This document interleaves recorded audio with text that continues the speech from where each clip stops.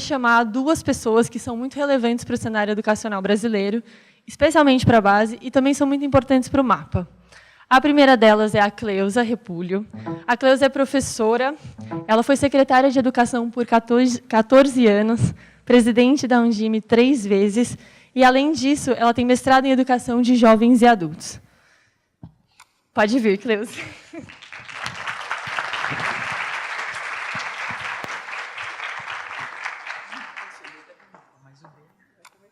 Tá bom.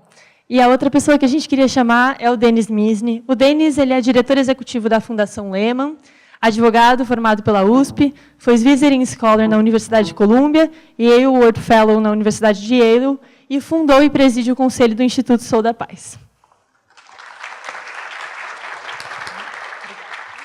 Onde é para eu ficar? Eu acho mais fácil para mim. Tá bom. É para eu começar mesmo? Bom dia. Bom dia, professora Maria Helena. Bom dia para todo mundo. É um super prazer estar aqui. Queria agradecer muito o convite de todo mundo do MAPA.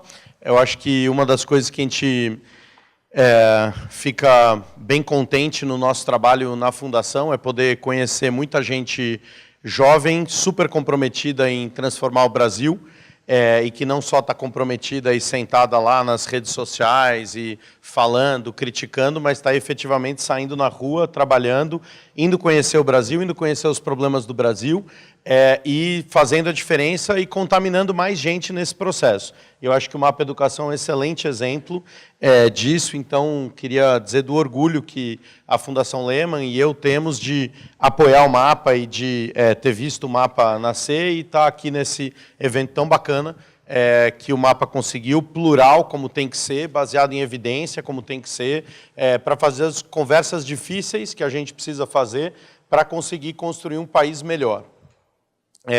Pediram para eu falar da Base Nacional Comum.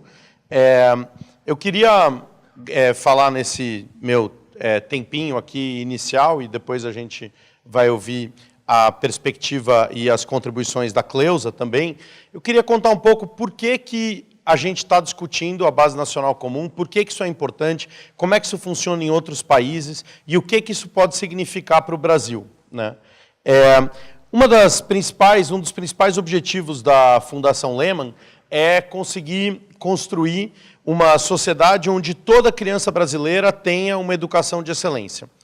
São 40 milhões de alunos na educação básica no Brasil. Esses 40 milhões de alunos estão espalhados aí, como vocês conhecem bem, em quase 200 mil escolas, mais ou menos 150 mil escolas públicas. Tem 2 milhões de professores, tem centenas de milhares de gestores escolares. É um desafio enorme. Não é um desafio enorme só pela escala do problema, desses 40 milhões, mas também é um desafio enorme porque a gente está partindo de um patamar que está muito longe do que deveria ser. A gente termina, os jovens que terminam o ensino médio no Brasil, infelizmente um percentual muito pequeno, sabe matemática e português no nível que é esperado deles. E esse nível não é que a gente botou a barra lá no alto, não. Não é que a gente está esperando demais. Não, a gente não colocou a barra muito alta e, mesmo assim, a gente não está conseguindo entregar uma educação de qualidade para todos. Houve um esforço muito grande, né, no final da década de 90, de colocar todo mundo para dentro. A professora Maria Helena foi muito importante nesse esforço, não só de colocar todas as crianças para dentro da escola, mas em criar indicadores, começar a organizar o sistema, como é que a gente pode saber, né? Para eu poder dar esses números para vocês, foi preciso criar todo esse esforço de poder saber onde as crianças estão, o que elas estão aprendendo, os jovens, etc., estruturar o sistema educacional, o Fundeb, o financiamento do sistema, permitir que tudo parasse de pé. Se investiu muito na infraestrutura das escolas, se discutiu muito a questão de infraestrutura, ainda se discute as necessidades de ampliar a jornada, foi feito um esforço de formação de professores, foi feito um esforço em regulamentar um pouco, mudar uma série de coisas no sistema, na compra de material didático. E esses esforços foram muito importantes, mas não foram suficientes para garantir que o tempo que a gente fica sentado na escola se transformasse em aprendizado efetivo para a vida. não conseguiu garantir que as crianças que passam 12 anos, através do sistema educacional, 14 agora, as que já fazem a pré-escola, algumas estão... Quer dizer, então esse processo todo de escolarização não produziu no final do processo ainda o salto de qualidade que a gente queria em termos de garantir que esses jovens que saem da escola estejam preparados para a vida e que estejam preparados para desenvolver a sua vida, ter um bom papel no mercado de trabalho, contribuir com a sociedade, aquilo tudo que a gente acha que a educação deveria fazer. Por que essa introdução longa? Porque talvez o que faltou nesse enorme conjunto de esforços foi exatamente conseguir fazer um debate e dizer o seguinte: o que exatamente eu espero que o jovem saiba quando ele saia da escola? E como é que isso se traduz em competências, em habilidades que possam aparecer ano a ano na escolarização desses jovens? Como é que eu posso ser claro em relação aos pais, aos professores, ao sistema educacional, em relação a dizer o seguinte: o que meu filho deveria saber quando acabar o 2º ano da escola, ou o 3º ano, ou o 4º ano? Para alguns isso parece uma coisa ou pouco importante, ou estranha, ou óbvia. A gente foi olhar, quando a gente começou a discutir esse tema lá na Fundação, lá em 2012, 2013, uma das primeiras pesquisas que a gente olhou 25 sistemas educacionais bem-sucedidos no mundo. Sistemas tão diferentes quanto a Coreia e a Finlândia, por exemplo, que todo mundo já ouviu falar dos dois. Um está lá, todo mundo, massacra, estuda 20 horas por dia, o outro não tem provas, disciplinas são todas, enfim, todas aquelas coisas, todos os estereótipos, nenhum dos dois é exatamente assim, mas mesmo nesses que são, assim, digamos, nas pontas opostas do espectro, esses dois países têm um currículo, têm uma clareza sobre o que é esperado, tem uma base, tem uma expectativa clara do que o menino deveria, a menina deveriam aprender ao longo da sua trajetória escolar. Se a gente vai olhar para outros países tão diferentes quanto isso, como o Chile, como Portugal, como os Estados Unidos, mais recentemente, como a Austrália, enfim, se a gente olhou para 25 sistemas educacionais bem-sucedidos, todos tinham uma clareza sobre o que é esperado que as crianças aprendam na escola, que os jovens aprendam na escola.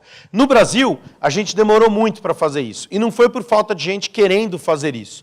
É que há uma resistência, um debate que ficou muito desconectado da realidade do chão da escola, que é um debate mais ideológico de dizer o seguinte: não, educação, autonomia do professor, o professor tem que criar uma aula contextualizada, que entenda de onde vem esse menino, que saiba de onde isso está acontecendo, e senão não vai existir a possibilidade da gente fazer uma educação de qualidade. E se a gente tentar criar uma coisa no Brasil inteiro, a gente vai massificar a educação, vai ficar uma coisa industrializada, uma coisa igual para todo mundo, e isso não é o que a gente quer do nosso sistema educacional. Eu acho que essas duas coisas são verdades. A gente não deveria ter um sistema industrializado, massificado, e a gente não deveria perder a oportunidade de dar uma aula que contextualize de onde vem as experiências que estão naquela sala de aula, o que a escola está querendo fazer, em que rede ela está inserida. Mas essas coisas não são incompatíveis com uma base nacional comum. Muito pelo contrário. Quanto mais claro for o que eu espero, a linha de chegada, aonde a gente quer chegar, mais oportunidade eu tenho de diversidade, de oportunidades diferentes ao longo do sistema. Agora, se eu não disse claramente aonde eu quero chegar, fica muito difícil eu escolher qualquer caminho para chegar lá. Eu não estou contando onde isso é. E a gente foi aí, uma segunda rodada de pesquisas, foi ouvir os professores, né, e os gestores escolares, para saber o seguinte: será que os professores querem orientações mais claras do que o menino deve aprender, ou não querem? E a gente foi descobrir que 93% dos professores e professoras brasileiros queriam clareza sobre o que é esperado que seja ensinado a cada ano nas escolas brasileiras. E a gente foi ver que 87%, a Cleusa ainda estava liderando a Undime nessa época, a gente fez uma parceria, uma pesquisa com a Undime lá no Fórum Nacional, e a gente viu que 87% dos gestores também concordavam que ter maior clareza ano a ano do que é esperado que o aluno aprenda ajuda a gerir o sistema educacional. Então esses dados ajudaram a gente a ver que o que a gente chamou a base da educação queria a base. Havia uma demanda, que o debate que parecia muito polarizado, na verdade ele estava refletindo só um pedacinho do grupo das pessoas que discutem educação, mas não estava olhando para o todo da educação. E aí surgiu o movimento pela Base Nacional Comum, que a gente participa, tem a secretaria executiva desse movimento, que reúne um grupo amplo de pessoas da sociedade, de grupos políticos diferentes, de visões de mundo diferentes, pessoas da academia, pessoas da sociedade civil, pessoas de governos, gente que está no Conselho Nacional de Educação, gente que está no CONSED, na Undime, secretários, gestores, gente que está no MEC, na CAPES, no INEP, em todas as áreas importantes e relevantes da educação, e onde a gente foi capaz, ao longo dos últimos anos, de produzir um diálogo qualificado, em cima de evidências técnicas, onde nem todo mundo concorda o tempo todo, onde tem bastante discussão, mas todo mundo concordou que ter uma base fazia muita diferença. E esse movimento foi crescendo, o PNE, o Plano Nacional de Educação, em 2014, previu a Base Nacional Comum. Em 2015, o MEC soltou a primeira versão da Base Nacional Comum. Em 2016, veio a segunda versão. Agora, em 2017, foi apresentada a versão final, não é a terceira versão, é a versão final, digamos, do que foi entregue ao CNE, o Conselho Nacional de Educação, que nesse momento está deliberando, nesse momento agora, está acontecendo aqui em São Paulo a audiência pública, a quarta audiência pública do Conselho Nacional de Educação, discutindo a Base Nacional Comum. Esse processo foi um processo muito rico, que ouviu muita gente, 12 milhões de contribuições, mais de 300 mil professores participaram, seminários com o CONSED, a Undime, no Brasil inteiro, com gente fisicamente discutindo, e, ao mesmo tempo, combinou essa participação com um rigor técnico, porque não dá para também criar uma base que não tenha um rigor técnico. Essa é uma coisa que a gente tem que estar de olho agora. A base tem que ser clara, tem que puxar as expectativas, tem que dar clareza. A gente foi capaz de produzir uma versão, o país, né, foi capaz de produzir uma versão importante e colocar isso para o Conselho Nacional de Educação, e a gente acha que vai ser um avanço muito grande se a gente conseguir trazer essa base do Conselho, que ela seja homologada e que ela possa chegar às salas de aula aí no primeiro momento possível e ajudar a transformar. Para fechar, por que a base é importante? Primeiro, porque a gente está começando do começo. A gente não deveria estar pensando a avaliação, o livro didático, a formação do professor, sem ter clareza do que o menino e a menina deveriam aprender. A primeira coisa é acordar o que a gente quer que as pessoas aprendam. Ao fazer isso, a gente vai permitir comprar os livros didáticos que ensinem de maneiras diferentes, cada editora vai fazer do seu jeito, cada professor vai fazer do seu jeito, mas todo mundo vai ter que aprender no final do primeiro ano essas coisas básicas. Ah, mas então vai ser igual? Não, as escolas podem complementar, as redes podem complementar, fazer a mais, mas aquilo que é comum, que todo brasileiro deveria saber, vai pautar o que está vindo no material didático, e o MEC já fez essa reforma na forma de compra dos livros agora, e vai pautar as avaliações, então, em vez da avaliação pautar o que a gente estuda, o que a gente tem que aprender passa a pautar as avaliações, e vai poder ser um direcionamento importante para a formação de professores. O Todos pela Educação está fazendo um trabalho muito interessante de mobilização e discussão da nova forma de formação de professores.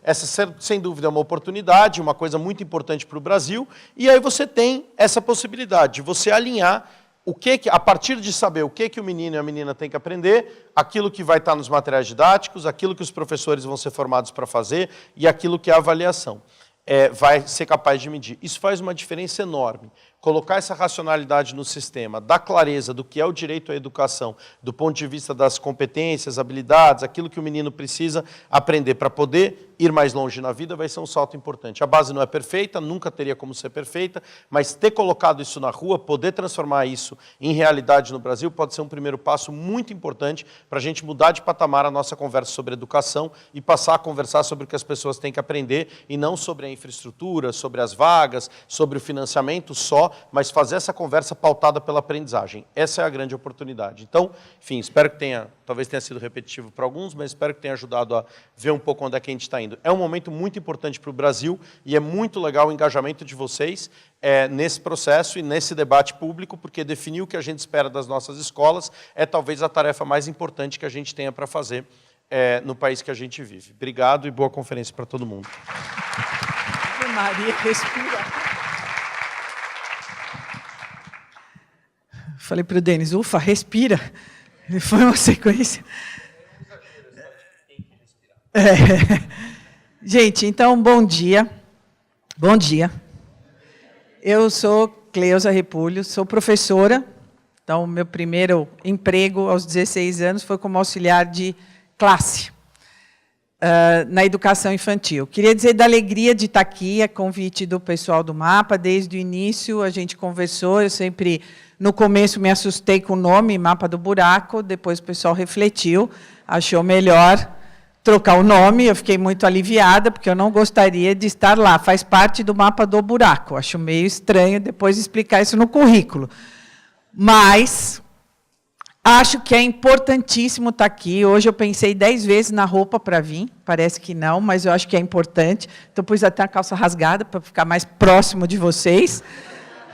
Gente, não é fácil entrar numa sala onde a média de idade está bem abaixo da sua, né? E tentar conversar com vocês e falar sobre o que a gente acredita. E eu queria, primeiro, assim, dizer da alegria de estar numa sala cheia de gente pensando em educação. Não é fácil. Não tem sido fácil para quem acredita que pode mudar o mundo, né? Eu só trabalho com educação e só faço o que eu faço hoje porque eu acredito que a gente pode mudar o mundo.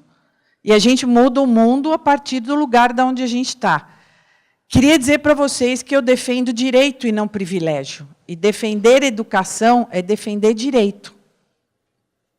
Num país em que os privilégios acabaram se sobrepondo aos direitos. Então, abrir essa conversa dizendo da alegria de ver gente jovem pensando em educação, de achar que as coisas são possíveis, e de tudo que eu fiz nessa vida, eu fui secretária durante 14 anos, em 2 cidades, Santo André, aqui no ABC, Paulista, e São Bernardo. A segunda cidade, um grande desafio, 200 escolas, 1 milhão de habitantes, 100 mil alunos, 10 mil professores. A gente pode mudar as coisas, mas isso dá trabalho. Eu sempre digo que tem 2 coisas nessa vida que dão muito trabalho. A primeira é criar filho, porque não dá para devolver, não tem manual de instrução, é seu a vida inteira, não tem jeito. E a segunda coisa mais difícil nessa vida é ser governo. Seja ele qual for, de direita, de esquerda, de centro, ser governo é apanhar do primeiro ao último dia da gestão. E ser secretário de educação é ter 2 certezas. A de que você terá 2 períodos durante a gestão. Um que você apanha e o outro que você apanha muito. São as 2 coisas que a gente consegue nesses anos. Brinco que depois de 14 anos eu sou uma sobrevivente, e passei a acreditar muito no espiritismo, porque depois de ser secretária 2 vezes e com a Câmara de Vereadores fazer os enfrentamentos, eu não reencarno mais. Esta é, com certeza, a minha última encarnação. Então, a gente vai ficando assim mais crédulo em algumas coisas. Hoje eu tenho 2 trabalhos. Um deles é ajudar os secretários de educação a não cometer os mesmos erros que eu cometi. Então, eu trabalho para o Instituto Natura e para mais um grupo de fundações que tem o Conviva, que é uma plataforma para ajudar secretário a ser secretário, porque eu vou dizer para vocês que, quando a gente entra na secretaria, não tem um curso nesse país que ensine a gente a ser secretário. E um secretário de educação cuida de 12 assuntos ao mesmo tempo. E não tem onde a gente se formar para ser secretário de educação. Quando eu olho vocês e vejo o pessoal que quer entrar na política pública, política partidária, eu acho muito importante, mas é muito difícil e a gente precisa olhar muito e aprender muito. Porque um secretário de educação, quando ele está indo para a secretaria, a caixa d'água de um lugar estourou. Aí não vai ter merenda. Aí você estava com a agenda programada para conversar sobre o pedagógico. Mas aí eu não fiz arquitetura nem engenharia, eu tenho que consertar a caixa d'água. E tenho que entender de direito, porque todas as leis que regem os recursos da educação. E assim as coisas vão indo, e num dia você passa feito rádio, trocando o dial, e passa da música sertaneja universitária clássica, e esse é o nosso dia a dia. Então, hoje, um trabalho meu é esse, o outro trabalho é conversar com equipes de secretaria e secretários municipais sobre a Base Nacional Comum. Quando a gente escolhe onde vai trabalhar, e para esse trabalho ser muito bom, você precisa acreditar nele. E eu acredito na base. E acredito que a base pode ajudar o Brasil. Ah, mas por que ela resolve todos os problemas? Não, ela não vai resolver todos os problemas. Quem vai resolver os problemas, ou minimamente encaminhar, é o Plano Nacional de Educação. Então, hoje, e eu espero que nesses 2 dias, e essa semana, quando eu recebi a programação, eu vi que a Miriam Leitão vai estar aqui de manhã. Então, aproveitem e perguntem para ela como é que a gente vai fazer tudo isso com redução de gastos nos próximos 20 anos. Né? Então, acho que é muito importante, porque projeto pedagógico é muito bom, mas precisa de grana. Harvard é um sonho. O dia que eu fui, a Fundação me levou lá no Lehman Dialogue. Eu vou dizer para vocês que foi um dos dias mais legais da minha vida. Primeiro, porque eu jamais imaginei uma professorinha estar em Harvard falando de educação. Até voltei para o inglês, porque eu tenho um maior problema com o inglês, voltei agora, porque a próxima palestra que eu vou dar lá vai ser em inglês. Deus me ajude, e o meu professor de inglês também. Mas vou dizer para vocês que uma professora estar em Harvard significa de que educação é importante. Vocês estarem aqui significa que educação é importante. Isso dá esperança. Eu sou daquele grupo de pessoas que acredita que o copo está 50% cheio. Eu vou todo dia nas redes, apesar da legislação, apesar do orçamento ter sido cortado, apesar de um monte de coisa, trabalhar para que as coisas deem certo. Mas isso não elimina de eu ter participado de mais de 50 audiências públicas, como presidente da Undime, para defender os 10% do PIB. Porque todo mundo acha a Finlândia ótimo, acha os países nórdicos ótimos. Todos eles colocaram petróleo à disposição de programas sociais. Se esse país não entender que sem recurso a gente não caminha na educação, a gente vai ter muito problema. Porque alguém já disse que a ignorância custa caro. Custa bem mais caro do que botar os meninos na escola. E é isso que a gente quer fazer e tem feito a partir da construção da base. O Denis deu o contexto de quão importante é pensar tecnicamente nas coisas. E a base precisa ser boa. Ela precisa levar os meninos a acreditar de que a gente muda a vida da gente, desde que a gente tenha conhecimento para isso. Se você não tiver condição, você está fadado a ser aquilo onde você nasceu, diz que você vai ser. E a escola é o grande fator de mudança para isso. E a base precisa ser justa. Esse país é muito injusto. Eu morei na Amazônia há 2 anos. Para uma paulistana da Moca. Mais paulistana que a Moca, impossível. Quando eu cheguei lá, eu falava, eu sei tudo, eu vou ensinar eles aqui. Até pegar a primeira chuva da Amazônia e quase morrer de medo. Porque chuva não é aqui, chuva é lá. As crianças levam 2, 3 horas de barco para chegar na escola, precisa muita vontade para estudar. Precisa muita competência dos professores para manter aquelas crianças na escola. E esse país não respeita, às vezes, essa diversidade. A base, a ideia é, independente do CEP, aonde você nasceu, você tem direito de aprender. Porque hoje, nesse país, a gente está fadado ao CEP. Se eu dei sorte de estar num lugar onde as pessoas se preocupam mais com a educação, parabéns, sorte sua. Agora, se eu nasci num lugar onde as pessoas não se preocupam com a educação, o que eu faço?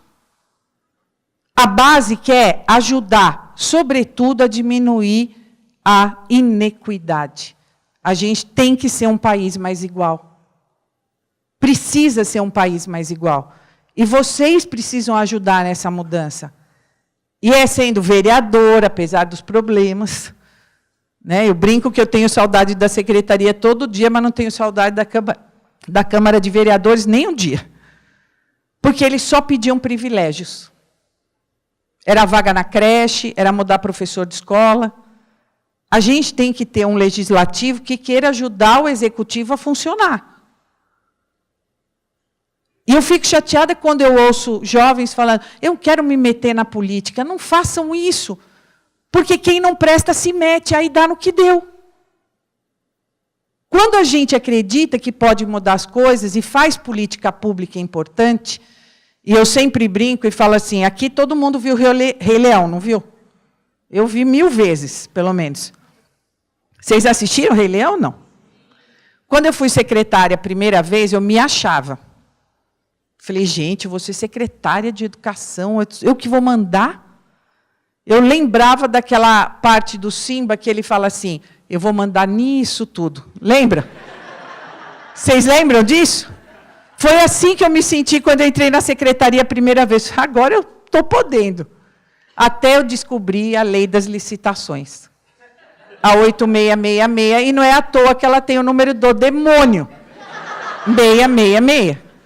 E aí eu fui aprender que ser governo não é mandar. Ser governo é entender que você tem a caneta para resolver a vida de muita gente. As crianças comiam o que eu assinava que elas iam comer. Na última secretaria, nós fazíamos 250 mil refeições por dia. Por dia. Então, as políticas públicas e os políticos podem mudar a história desse país. E elas só vão mudar, e elas só serão iguais se tiver gente que acredita que a gente está lá para servir e não para mandar. E eu lembrava, assim, eu fui a primeira pessoa na minha família a ter ensino superior. E imagino que muitos de vocês aqui também não tiveram, ou não têm, pai e mãe com ensino superior. Então, eu fiz mestrado, eu falava, eu tenho que chegar, eu tenho que ajudar as pessoas. Eu tive um direito que a maioria das pessoas nesse país não tem. E a base vai buscar isso, gente. Eu trouxe para vocês aqui, queria passar até rapidamente, que eu queria muito que a gente pudesse conversar. A Maria Helena e o Denis já falaram algumas coisas, mas, para mim, o mais importante de tudo isso que a gente está conversando é vocês entenderem este gráfico que a gente coloca aqui. A base é o começo da conversa.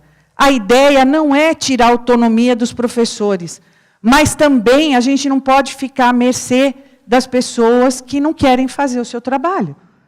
Em todos os lugares tem gente boa e gente ruim. A maioria absoluta dos professores são ótimos e comprometidos, mas tem um grupo que não é. Tem gente que está só esperando a aposentadoria. E eu brinco que médico só mata um paciente de cada vez. Professor, na sala de aula, tem um papel muito importante. Se eu perguntar para vocês, quem lembra aqui de professores que marcaram vocês de forma positiva ou negativa, vocês vão lembrar dos caras. Ou com muito amor, ou com muito ódio. Não é isso? E, às vezes, aqueles que a gente tinha muita raiva lá atrás, hoje a gente tem muito carinho. Porque levaram a gente... Eu virei professora porque, quando eu estava no 4º ano, com 10 anos, eu estudava numa escola de freira, semi-interna. Passou até a época que eu quis ser freira, porque elas comiam bem pra caramba. Nós almoçávamos sopa e elas tinham sorvete de sobremesa. Eu falava, gente, ser freira é muito bom. Porque eu ficava o dia inteiro na escola. E, à tarde, eu ajudava uma professora, Ana Maria, nunca vou esquecer, a corrigir o poder que ela me deu, a caneta vermelha. E eu podia corrigir os cadernos. E eu falava, pô, é isso que eu quero fazer. Eu quero ficar ensinando as pessoas. E fui professora alfabetizadora de jovens e adultos, que me ensinou o quanto esse país é desigual quando a gente tem tantos adultos com baixa ou nenhuma escolaridade. E a gente aqui, do alto da Avenida Paulista, dizendo o que é que eles têm que fazer, né? Alguém que sobreviveu até os 50 anos de idade sem saber ler ou escrever é um herói. Num país em que só para tirar dinheiro do caixinha são 6 ordens escritas. Vocês já pararam para pensar nisso? Isso se no meio não vier aquela pergunta, quer um empréstimo? Vocês já viram os caixinhas? Aí você fala, não, tem certeza que você não quer um empréstimo? E a gente só quer tirar o nosso dinheiro lá da caixinha.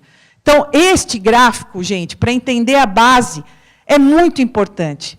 Ela é o início da conversa, que termina lá na ponta, no plano de aula do professor, e é ele quem tem autonomia para incluir mais coisas do que a base tem. O que não dá é para as pessoas escolherem se as crianças vão aprender ou não fração. Fração é muito importante para a vida inteira. Não dá para alguém escolher ensinar ou não ensinar fração. Não dá para a gente decidir se as crianças precisam de mais contextos letrados ou não. Elas precisam de histórias, elas precisam de livros. Por isso que eu repito, a gente precisa de recurso para garantir que as coisas funcionem. Sem livro, sem caderno, sem professor na sala, as pessoas às vezes perguntam, o que você acha que mais precisa na educação hoje? Se a gente tiver um professor em cada sala de aula, a gente já está começando bem. Porque em muitos lugares tem criança que no mês de agosto ainda não começou o ano letivo. Porque não tem nenhum professor para dar aula para ela. Depois, o currículo da rede, então isso é muito mais focado, né, naquelas redes que já têm currículo, e as que não têm vão construir o seu currículo olhando para o lugar onde elas estão. Que comunidade é essa? A maioria das pessoas conhece São Bernardo por causa das montadoras, e acha que lá não tem problema. Mas nós tínhamos lá, sabe represa, quando tinha água, lembra? Represa é um lugar para armazenar, mas em São Paulo a coisa está meio difícil. Então, aquela represa, eu tinha 4 escolas depois da represa. Os professores pegam 2 balsas para chegar lá. Região metropolitana do estado mais rico da federação. 2 balsas para chegar até as escolas. Lá ninguém queria ir dar aula, mas lá tinham crianças. Esse é o nosso país. O nosso país não é a Avenida Paulista, Oscar Freire, a USP. Quem dera. Eu lembro a primeira vez que as professoras de São Bernardo, nós fizemos um programa de pós-graduação aqui com a USP. As professoras entrando ali pela entrada principal da USP. Elas nunca imaginaram que o professor de escola pública viria um dia fazer pós-graduação na USP. O sonho delas era ter a carteirinha da biblioteca da USP. Como é que a gente está tão longe de dar aquilo que é tão importante para as pessoas? Depois, o PPP da escola, que é olhar a comunidade onde ela está inserida e construir o seu plano de trabalho. E quando eu olho, né, e quando eu ouço as pessoas falando sobre a reforma do ensino médio, que a gente está olhando para especialistas e tal, mas tem que conversar com vocês, gente.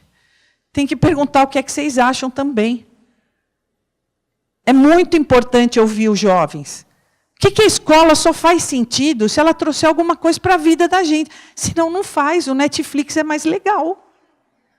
Aliás, eu amo Marvel, tá? O pessoal lá da fundação, a gente fica lá trocando os bonequinhos do Marvel. Da Marvel, né? Então, é muito importante ouvir vocês, ouvir a comunidade, para que esse currículo faça sentido. Todo mundo aqui deve ter decorado a tabela periódica em algum momento da sua vida. Quantas vezes nós usamos a tabela periódica? Ah, mas ela é importante. Ela só é importante se ela fizer sentido. Se ela não fizer sentido, a gente fica com um S, o 2S, 2P, e aí outro dia acharam mais um elemento, eu falei, pronto, danou-se. Decorei, não tem como inserir agora. Não é isso? Vamos para o próximo. Só me avisam.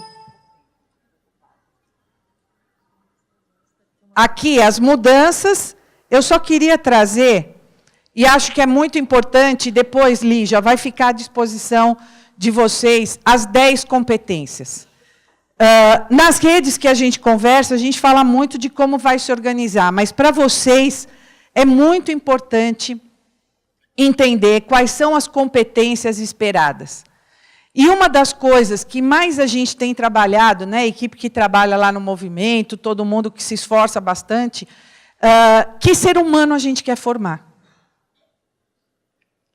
Toda a base só faz sentido se a gente formar um ser humano que respeita a diversidade, que respeita o outro, que constrói o seu país, que acredita que as coisas podem ser diferentes. Se na escola a gente não aprendeu respeito à diversidade, é muito complicado. Se a gente não for para a escola para construir conhecimento, vamos construir parque, que é mais legal do que ficar só construindo escola. Escola não é lugar só para socializar, escola é lugar de aprender, é lugar de construir conhecimento, é lugar da gente decidir o que quer fazer depois. Então, esse papel e essas competências são muito importantes na construção desse currículo. Eu queria dizer assim, da alegria de ter conversado com vocês, a gente vai ter uns minutinhos para dúvidas, questões, mas acreditem e mudem o Brasil, mudem o mundo. A gente está numa polarização de fla-flu. Gente, vamos todo mundo para o estádio, é bem mais legal. Jogo de torcida única não tem graça. Fazer uma vitória num lugar onde só tem um lado, significa que alguém foi excluído, que alguém não participou desse processo, tá bom? Obrigada. Fala, chefe.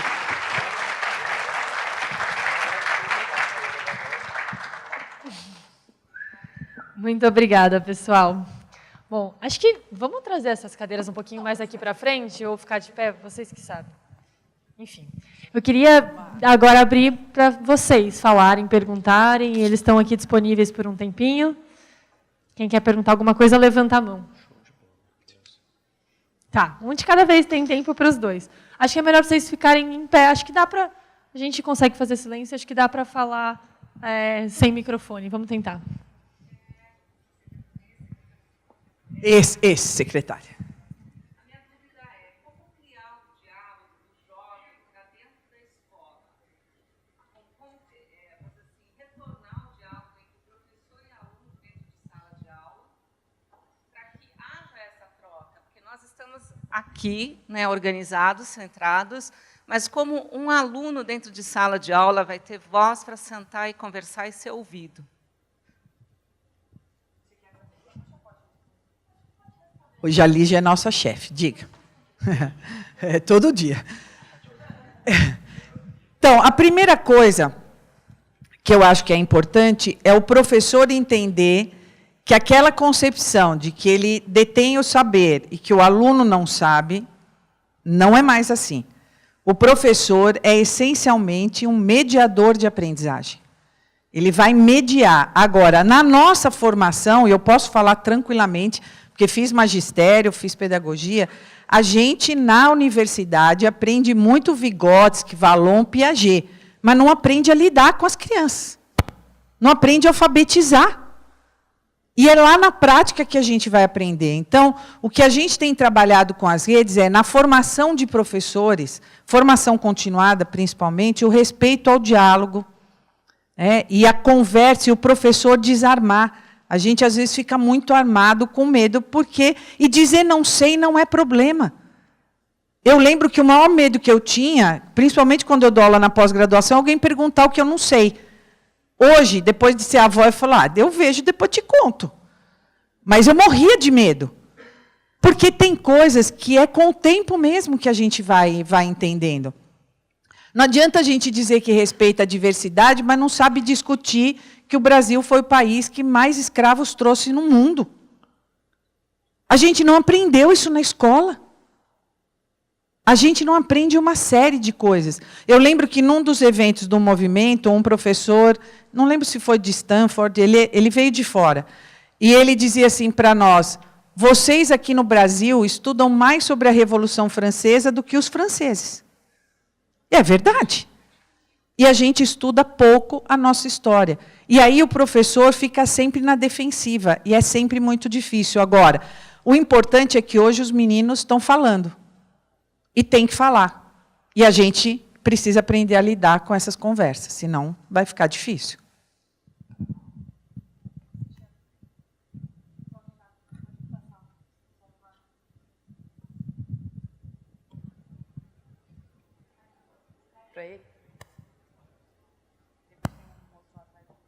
Bom dia.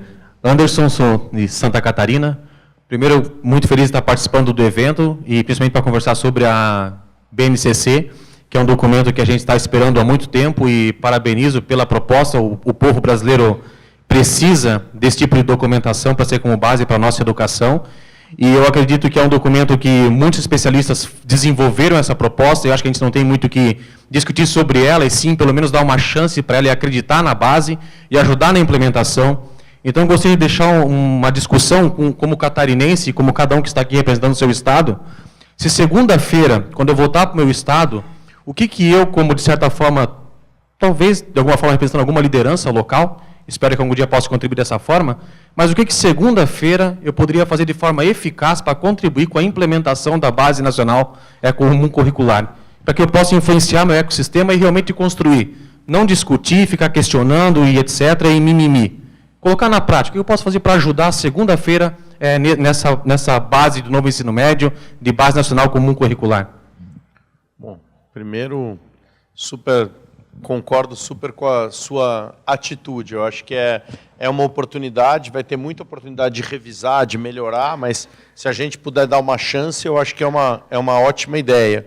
E aí eu acho que segunda-feira, primeiro, tem um material que foi construído pela Undime, que reúne todos os secretários municipais, e o CONSED, que reúne os secretários estaduais de educação, com apoio do movimento, que é o guia de implementação da base.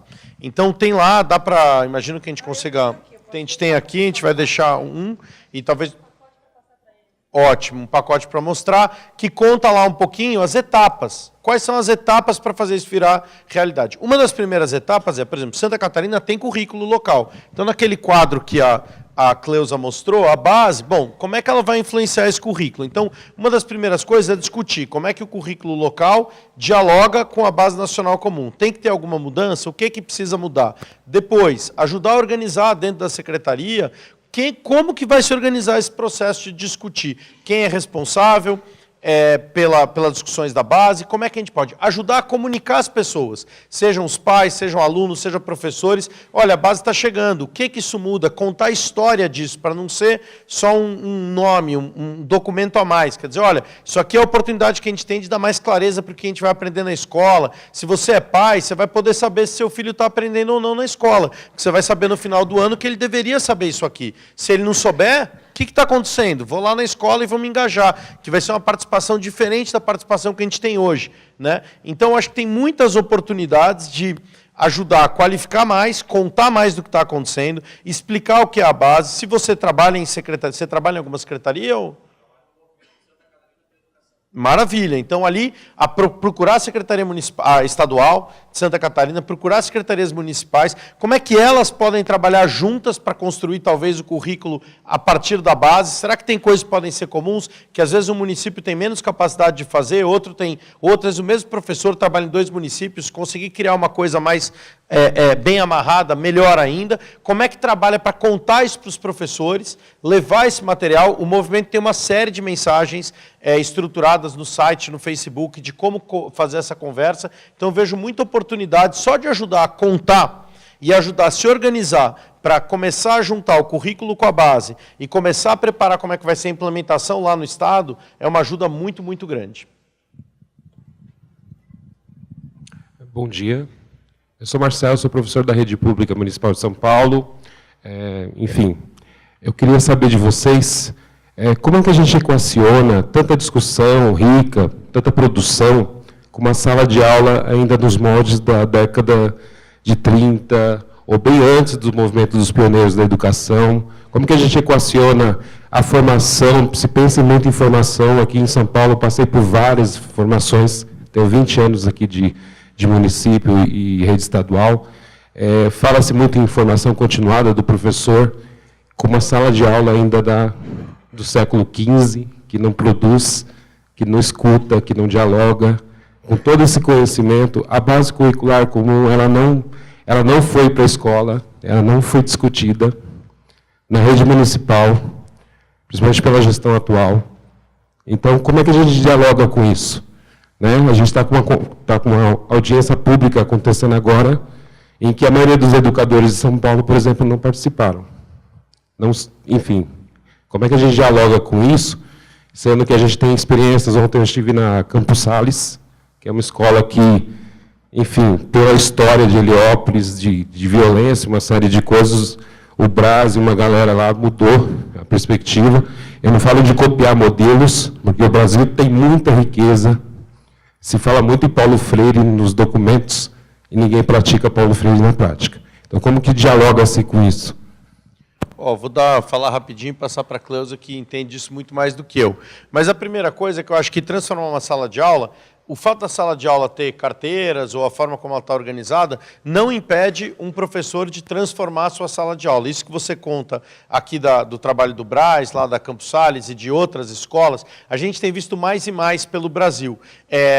Como que você pode transformar a sua aula numa aula mais contemporânea, num processo mais ligado, que envolva mais os alunos, que o professor não é o detentor do conhecimento, como é que você pode estruturar a sua turma, como é que você pode pensar atividades que sejam diferentes. Tem uma formação, eu sei que você já falou de muitas, mas acho que tem uma bem prática, bem aplicada, construída com 17 professores brasileiros que testaram por mais de um ano nas suas salas de aula formas diferentes de organizar a sala, e a gente montou isso numa formação de ensino híbrido que combina tecnologia e o ensino presencial e que dá para fazer mesmo que não tenha a melhor internet do mundo, mesmo que não tenha o melhor equipamento do mundo. Quer dizer, é possível você pensar em formas de transformar essa sala numa coisa mais contemporânea. Então, acho que a Cleusa pode falar mais, mas eu vejo oportunidades. Tem que mudar o sistema todo? Tem que. Mas vai mudar de sala de aula por sala de aula também. É possível fazer. E aí transformar uma escola e contaminar outra e tal. Da participação no processo, São Paulo, a cidade de São Paulo está com um processo de discussão curricular, né? Da própria rede, tentando alinhar a base, discutir em relação à base. E eu acho que teve lá, pelo menos o número oficial é esse, mais de 20 mil professores que participaram, alunos ouvidos, tem uma plataforma. Eu acho que tem que tomar esses processos, participar, tem lá a oportunidade. Se a plataforma não é boa, se a conversa não está sendo, vamos pedir mais. Mas eu acho que ocupar os espaços que estão sendo dados para poder fazer a diferença. Eu acho que tem uma vontade de fazer essa discussão. A base, se ela não for discutida na escola, ela não vai virar realidade. Então, ela tem que ser discutida na escola. Então, onde tiver a oportunidade de fazer isso, como a gente viu aqui na rede municipal, a gente tem que aproveitar essas oportunidades e fazer elas serem cada vez melhores. Eu acho que é isso, professor. E aí, por isso que eu abri a conversa falando que a base não resolve tudo. A gente tem um Plano Nacional de Educação que foi amplamente discutido, né? Demorou aí um tempo. Eu brinco que a gente, na educação, gosta de fazer uma reunião para marcar outra, né? E eu gostaria que a gente deixasse de marcar tanta reunião e conseguisse fazer mais as coisas acontecerem, que é a sua preocupação.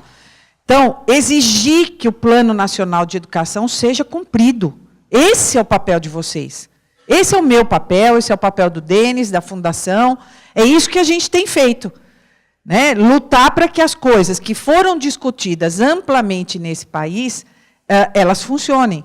Eu sempre digo que democracia dá muito trabalho, mas é o único caminho, se a gente quer um país melhor. Quando eu vejo jovens como vocês, de camiseta amarela, na Avenida Paulista, pedindo a volta da ditadura, eu falo, faltou aula de história. Eles faltaram na aula de história. Porque achar que qualquer sistema é melhor do que a democracia, esqueçam. Democracia dá muito trabalho, a gente está sofrendo pra caramba, mas é isso que a gente quer. A gente quer um país que seja para todos. E, para ser para todos, a gente precisa de um Plano Nacional de Educação e 10% do PIB. É isso.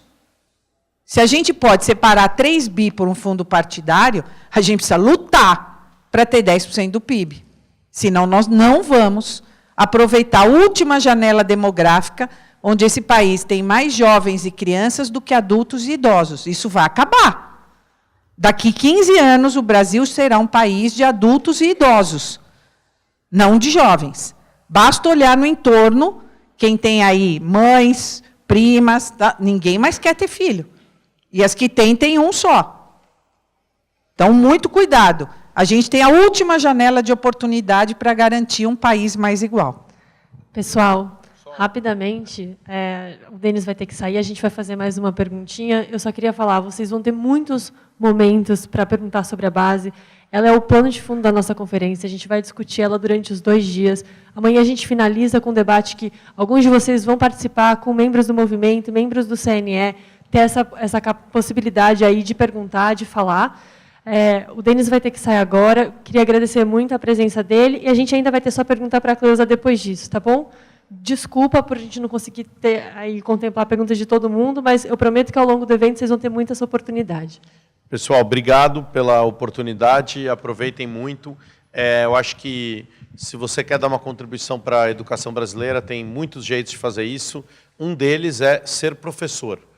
eu queria deixar também essa mensagem, assim, se a gente quer mudar o Brasil de verdade, a gente vai precisar atrair cada vez mais gente, o mais qualificada possível, para assumir esse compromisso de ir para a sala de aula e fazer a carreira que a Cleusa escolheu fazer para ela, que alguns aqui talvez escolheram. A gente precisa disso. Isso vai transformar o Brasil. Acho que de sala de aula em sala de aula, a gente é capaz de fazer a diferença. Então, pensem nisso, quem topar, cair nessa carreira, aprender mais sobre isso, contaminar mais gente, trazer mais gente. A gente precisa valorizar mais isso, e uma forma de valorizar é colocar assim, gente muito boa, muito comprometida como vocês, para dentro das salas de aula. Então, só queria deixar isso como mensagem final. Falei do ensino híbrido, tudo isso está, depois a gente pode dar os dados. Isso é um programa que a Fundação Lehman desenvolveu junto com o Instituto Península, o Singularidades. O Singularidades é uma universidade de formação de professores. É um material que está disponível, tem muita informação para quem quiser, e a gente tem uma série de outros programas também ligados a isso. A Lígia depois pode compartilhar com vocês. Valeu, gente. Obrigado.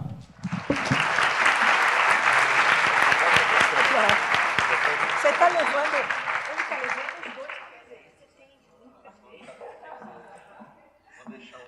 Não, então é teu os dois. Não. Bom, mais uma perguntinha. Muito obrigada. Bom dia. Meu nome é Antonilde, eu sou mestranda em música pela UFRJ. E desde a primeira fala eu fiquei muito intrigada com algumas questões que foram trazidas aqui, porque eu vi muita incoerência, sim, em algumas propostas, ao ponto de dizer que o jovem não tem interesse pelo ensino médio, né? Sem contextualizar, até queria saber por que esse jovem não tem interesse pelo ensino médio. E ao ponto de falar de uma agenda nacional, quando todo o referencial foi eurocêntrico, né? Ao ponto da gente propor uma base educacional para um país etnocultural, pluricultural, partindo apenas de uma prisa de epistemologia que é eurocêntrica, sem sequer trazer para a discussão a preocupação com o epistemicídio, que as pessoas que não se encaixam nesse padrão, nesse epistemes, são violentadas na sala de aula. E eu também queria que você delineasse para ficar mais claro, o que é que vocês estão chamando de educação no Brasil, quando a gente tem um programa de política educacional que é justamente de sucatear a educação. E se fala muito de formação de professores, né, como o professor vai reagir com o aluno e tal, dentro de um Estado que é hierarquizado, que até quando você vai fazer uma entrevista com alunos, já vem de um lugar hierarquizado, onde você vai fazer uma entrevista pensando na nova proposta de educação, onde os alunos não têm informação adequada sobre o próprio projeto político, né? E aí eu queria saber, porque eu tenho um sobrinho que nasceu, e ele foi para uma escola tradicional no Rio de Janeiro, que o sistema e os livros é o mesmo que o pai deles estudaram. E eu pergunto, de que formação profissional vocês estão falando para professor? Que nós temos alunos do século XXI, professor do século XX, metodologia, sistema de ensino do século XVIII. O que é que a gente está pensando de educação nesse caso? E aí também eu queria que vocês, pensando que a gente tem tantos pensantes, especialistas de educação no Brasil, mas por que o referencial de formular a educação no Brasil tem que ser europeia, não pode ser brasileira? E por que também, eu queria saber até que ponto você se preocupa com a violência escolar, que não é a polícia batendo em criança na rua, mas do próprio ensino que é violento. Porque quando as pessoas que estão excluídas, que não são desse prisma, alguém se perguntou por que o jovem da periferia, da classe média, não acha o ensino médio interessante? Por que eles botaram lá que eles queriam ensino técnico? Vocês perguntaram por quê? No Brasil, que diz que o professor chega e diz para o aluno negro que, olha, você não vai conseguir entrar numa universidade, você tem que trabalhar para sustentar a família. E o que você vai achar que ele vai pensar de educação? Então, eu queria saber que, para mim, não ficou claro o que vocês estão chamando de educação e por que vocês estão pensando a partir da Europa e não da nossa realidade, que é diferente. Porque a educação, ela é consequência de uma cosmovisão de mundo, de uma sociedade. E no Brasil é diferente da França, que a gente sabe que a França é uma sociedade totalmente socializada, né, sociológica. Você vai perguntar para um francês, te dá todos os dados, assim, E a concepção de educação é diferente, então não estou entendendo por que para a gente pensar a educação brasileira, tudo que foi trazido aqui está partindo da Europa, está partindo de outro prisma, mesmo considerando que a gente tem uma cultura indígena, negra, japonesa, de outros planos, que é pluricultural e que tem especificidades, que vocês estão partindo de um conceito de educação que é universal. E aí, claro, que nós vamos ter um ensino deficitário que não vai dialogar com nenhuma das coisas que foram propostas aqui. E eu não estou entendendo o que vocês estão chamando de educação. Eu queria que fosse, talvez, um pouco mais delineado essa questão que vocês estão falando aqui, que eu ainda não entendi até agora.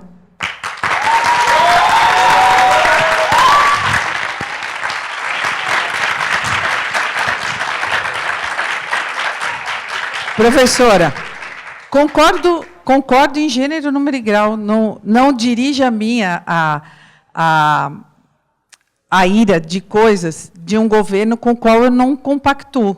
Eu não fui a favor do golpe, não. Eu trabalho para a educação. Né? São duas coisas distintas. Concordo com você, só queria esclarecer duas coisas que são muito importantes. O ponto de partida da base não foram modelos externos, ao contrário. O MEC levantou todos os currículos, isso em 2012, 2011, 2012, todos os currículos já existentes no Brasil. Então, os estados tinham, municípios tinham, e aí chamou especialistas do Brasil para construir este currículo. Eu concordo com você, e as audiências públicas têm chamado atenção para isso, a questão de gênero, a questão racial. Gente, a questão de gênero foi retirada 24 horas antes da apresentação da V3. O próprio movimento já apontou isso, não pode. Nós não podemos, quando o Denis falou aqui de pesquisas, foi outros países que fizeram da mesma forma como o Brasil estava fazendo, aberto, perguntando, colocando em plataforma, o que é que isso tinha dado resultado ou não. Dentro dessas pesquisas, a Austrália, que tem aborígenes, que também tem uma origem, não vou dizer parecida com a nossa, mas tem uma diversidade muito grande, eles lutaram muito para incluir determinadas coisas. Esta base está longe de ser aquilo que o Brasil precisa, mas a gente precisa ter um ponto de partida, professor. A gente precisa de um ponto de partida. Hoje, neste país, nós temos crianças que têm 2 horas de aula por dia, incluindo a merenda escolar. Então, a gente está num ponto de partida que não é o ideal, e eu acho que vai ser muito difícil, a gente vai ter que caminhar muito, avaliar muito. A inclusão das pessoas com deficiência não está tratada na base, ela está de maneira transversal, e isso é muito importante. Né? Essa desigualdade, tanto na questão de gênero, quanto na questão racial, mas o que a gente está tentando? Um ponto de partida. O que não dá mais é para ver meninos de 10, 11, 12 anos analfabetos dentro da escola. E a gente achar e ter a desculpa de que cada um tem seu tempo. Não é o tempo, é a escola que não está respondendo a ele. Né? E concordo com você com o sucateamento. A gente está vendo, a sua universidade não tem dinheiro para pagar a luz até o final do ano. Estas são as escolhas que esse país fez. Porque muita gente bateu panela para uma coisa, mas não está batendo para outra. A gente, nesse país, acabou fazendo as escolhas seletivamente. E aí, quando a gente faz escolhas erradas, a gente paga as consequências desses erros. E nós estamos pagando. Quando a gente cuspiu na democracia e no voto, as consequências estão aí. A gente pode não concordar, mas tem eleição para mudar. A gente não pode mudar a regra do jogo durante o jogo. Então, vamos pensar mais antes de bater panela para coisa errada. Obrigada.